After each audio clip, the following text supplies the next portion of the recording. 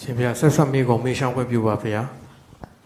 ခုနဆရာတော်ဘုရားပြောသလိုပဲဆရာဝန်တွေဆေးထိုးတတ်တယ်ဆိုပြီးဒီ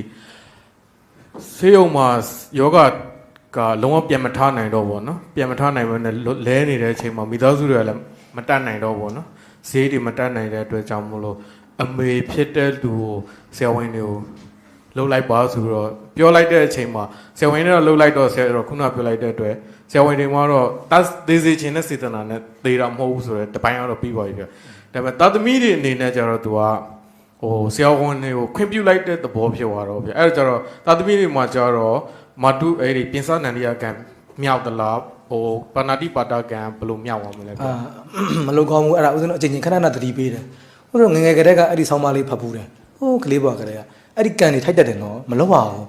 ကိုယ့်ရဲ့အမေဖေတွေအဲ့လိုမျိုးဒုက္ခဝေဒနာခံစားနေရတယ်ဆိုတော့အဲ့ဒါကိုမကြည့်ရလို့သားသမီးတွေကဆရာဝန်ကိုလုတ်ခိုင်းလိုက်တာမျိုးကိုတော့မလုတ်ဘူးဆရာဝန်လုတ်ခိုင်းသဘောတူလက်မှတ်ထိုးတယ်မလုတ်ပါဘူးအဲ့ဒါကံထောက်တယ်ကံထိုက်တယ်ဟိုဘာလို့ပါဏာတိပါဒမှာပါလိမ့်မယ်ကိုယ်တိုင်တက်ရတယ်မကောက်သူများကိုခိုင်းတာလည်းပါတယ်လေသူများကိုခိုင်းတာလည်းမရအဲ့တော့ကိုတော့စေးမထိုးဘူးစေးမဖြတ်ဘူးဆရာဝန်ကိုလုတ်ခွင့်ပြုလိုက်တဲ့သဘောတူလိုက်တယ်ဆိုဒါခွင့်ပြုတာပဲလေကံထိုက်တယ်ကံနော်အဲ့ဒါအမေဆိုရင်မာတုကာရကကံထိုက်မယ်အဖေဆိုပိတုကာရကကံထိုက်တယ်အဲ့ဒါကြောင့်အဲ့လိုမျိုးဒုက္ခဝေဒနာခံစားရတဲ့အမေဖေကိုအဲ့လိုမျိုးညံ့ညံ့သေးသွားအောင်လို့လုတ်ခွင့်မပြုအောင်နော်သူတမိနစ်ရှည်ရှည်တနာရီအသက်ရှည်ရှည်အသက်ရှည်ရခြင်းဟာသူ့အတွက်နေတတ်ရင်အကျိုးအရန်ရှိတယ်